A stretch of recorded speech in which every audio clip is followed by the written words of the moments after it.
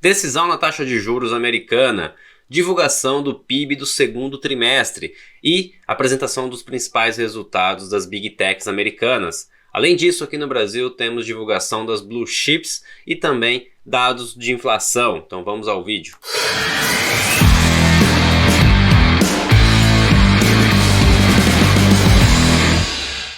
A todos aqueles que estão chegando aqui agora no canal, meu nome é Adriano Bondezan, sou analista CNPI aqui da Rock Trade e nesse vídeo nós vamos falar sobre os principais indicadores que vão sair nessa semana que podem impactar os seus investimentos. Teremos uma semana muito turbulenta pela frente, onde teremos, tanto nos Estados Unidos quanto aqui no Brasil, a divulgação de diversos indicadores, além dos principais balanços das empresas maiores do planeta. Então, além dos balanços de Apple, Google, Amazon, Facebook, aqui no Brasil teremos Vale, Petro, dados de inflação e além da divulgação do PIB do segundo trimestre dos Estados Unidos. Mas antes de a gente falar sobre todos esses temas, eu quero convidar você a clicar aqui no canal, se inscrever, deixar os seus comentários se você está gostando do nosso Palavra do Investidor. Já é o 4º episódio, a gente está recebendo bastante feedbacks positivos a respeito destes episódios.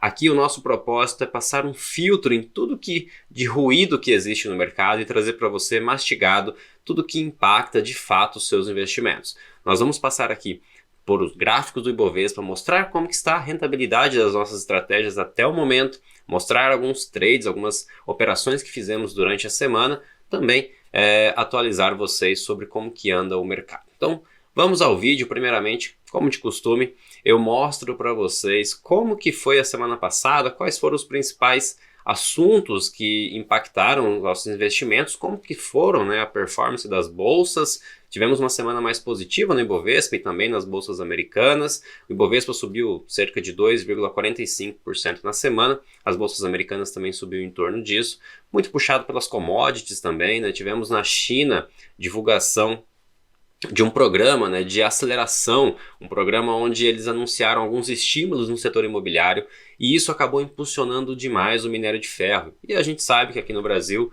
a Bolsa Brasileira ela tem mais de 30% do seu volume negociado entre Vale e Petro. Então, quando a gente fala de impacto no minério de ferro, essas duas ações, se elas acabarem subindo bastante, acaba carregando todo o índice e o resto das ações também. Então eu quero mostrar aqui para vocês, só para vocês terem uma noção de como que estamos aqui no mês de julho e também no decorrer do ano. Essa é uma planilha simples que a gente tem aqui de controle mensal, onde a gente consegue ver aqui o Ibovespa desde lá do início do ano, ele começou o ano em 100 mil pontos, então a nossa rentabilidade no ano está negativa, porque nós estamos aqui em torno de 100 mil pontos nesse exato momento. Então, para quem lembra, a festa dos 100 mil pontos que chegamos lá no final de 2019, hoje os 100 mil pontos ele não passa de um mero suporte ou resistência, ele já não tem mais importância nenhuma, praticamente. Então o índice anda circulando muito nessa faixa de preço entre 98 e 100 mil pontos. A gente vai dar uma olhadinha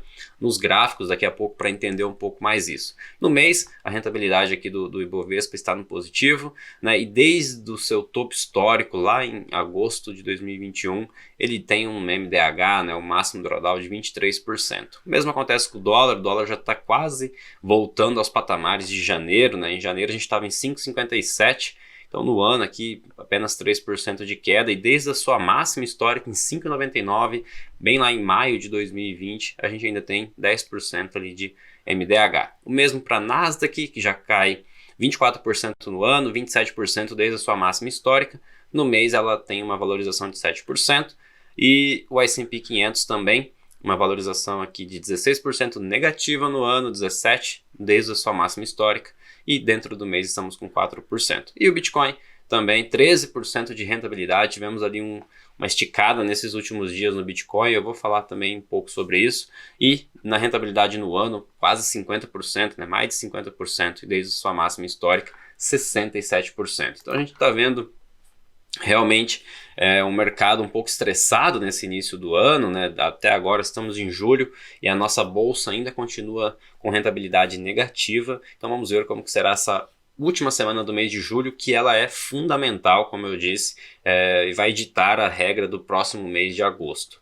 Quero falar também sobre o que aconteceu na semana passada com a zona do euro. Para quem acompanha, sabe que tivemos ali a divulgação da inflação na zona do euro, que veio estarrecedora, veio acima das expectativas, uma inflação que já chega a 8,6% de inflação na zona do euro. Os europeus estão realmente sofrendo bastante com essa inflação. Eu quero mostrar para vocês os gráficos, né, dessa inflação e como que está a taxa de juros na principal zona do euro, né? Porque também tivemos o aumento na taxa de juros pela primeira vez depois de 10 anos, foi aumentada a taxa de juros em 0,5%. Não parece nada olhando aqui pelo gráfico, né? Se você olhar aqui, por exemplo, só para vocês entenderem o que é a zona do euro. A zona do euro ela é composta por diversos países. Então isso torna até mais difícil uma política monetária que funcione, porque nós temos diversos cenários diferentes, né? A Alemanha ela é diferente da Itália, que é diferente de Portugal, que é diferente da Espanha. Então, usar uma única política monetária para controlar a inflação de todos esses países parece algo que não faz muito sentido, mas isso vem desde 1992, né? Quem somos nós para falar o que é certo ou não? O que a gente está falando aqui é que realmente teve um aumento na taxa de juros, saiu de 0, foi para 0,5%, acabou superando as expectativas, porque estavam ali entre 0 e 0,25 de aumento e acabou subindo o dobro, 0,5%. Mas se vocês olharem aqui no gráfico, a diferença entre a inflação e a taxa de juros da zona do euro é absurda, né? 8,6, olha aqui a esticada que deu no gráfico desde meados de 2020. Então a zona do euro ela vem sofrendo principalmente por alguns embargos da Rússia, né? A guerra entre Rússia e Ucrânia, a dependência do gás russo. Tirando isso, tem outros fatores também, diversos fatores que acabaram impactando para que a zona do euro acaba vivendo, né, todo esse cenário de inflação alta, taxa de juros tendo que subir agora de uma maneira um pouco mais forte, né? Então a gente não sabe até que ponto que o soft land, que é o tal do pouso suave, vai funcionar tanto na Europa quanto nos Estados Unidos. Se vocês verem aqui nos Estados Unidos, nós também temos um cenário bem parecido, né? A inflação nos Estados Unidos está em 9,10%, né? 9,1%, a maior também, se você voltar aqui desde dessa época histórica, né? A maior desde 1981, ou seja, lá se vão quase 40 anos, mais de 40 anos, né? E a gente vê aqui, se você pegar a taxa de juros americana, está hoje aqui entre 1,5% e 1,75%. Então aqui o mercado já está precificando as altas que virão, né? E aqui é o outro assunto que a gente vai falar, que é nessa semana já. Então já entrando nas notícias dessa semana, nessa semana nós teremos aumento na taxa de juros, né? A decisão do Fed na quarta-feira sobre qual será a próxima taxa de juros dos Estados Unidos, e mostrando aqui para vocês a aposta do mercado, né? Nesse site ele traz para vocês compilado da aposta do mercado em qual será o novo aumento da taxa de juros, e como vocês podem ver, 75% do mercado aposta em uma alta de 0,75 na reunião de quarta-feira. Nós acreditamos que será sim nesse patamar, pois o Fed não gosta de surpreender o mercado, e se ele realmente subisse 1% ou subir 1% nessa próxima reunião de quarta-feira, realmente será algo que vai impactar de uma maneira muito forte o mercado, né? Então aqui ainda tem 25% do mercado acredita que ele pode fazer esse aumento de 1%, afinal a inflação ainda está em 9%, né? A maior dos últimos 40 anos, como eu acabei de falar, né? E a taxa de juros aqui, se vocês olharem, vamos até pegar aqui a taxa de juros, está aqui ó, em 2 e pouco, mas isso já contabilizando, né? A taxa ainda está em 1,5, 1,75, então também está muito atrás da curva, né? A gente sempre fala que é o correr atrás da curva, né? Ele vai tendo que buscar, de qualquer forma, controlar a inflação em torno de ter que arrefecer um pouco a economia, né? Então, é muito importante também o próximo dado que vai sair nessa quinta-feira, que é o PIB dos Estados Unidos. Então, o PIB do segundo trimestre dos Estados Unidos vai sair nessa quinta-feira. O PIB atual está em menos 1,6, que foi divulgado na última prévia, e agora eles esperam uma alta de 0,5, né? Então, só para vocês entenderem o que seria uma recessão, né, técnica. A recessão técnica basicamente é quando você tem por 2 trimestres seguidos uma divulgação do PIB negativo. Então, se isso acontecesse, os Estados Unidos estaria tecnicamente em recessão. Mas as expectativas é que venha uma alta de 0,5% na taxa de no PIB, né, do segundo trimestre, que vai ser divulgado na quinta-feira. Além disso, temos também, durante toda a semana, a divulgação dos principais balanços das Big Techs americanas. Então a gente está falando de Apple, Amazon, Facebook, que é o Meta, né? A gente tem também ali o Google e outras grandes empresas dos Estados Unidos, principalmente de comércio e tecnologia, né? Como eu disse. Então isso vai ser fundamental para entender como que o aumento nas taxas de juros está impactando o resultado das empresas de fato, lá na ponta, né? Então isso vai ser um dado que os analistas estão acompanhando muito de perto para ver se realmente esse arrefecimento da economia está acontecendo ou não, ou se as empresas vão continuar soltando lucros acima do esperado, porque aí mostra para o mercado que vai ser preciso uma atuação mais severa do Banco Central para conter ainda mais e arrefecer ainda mais a economia.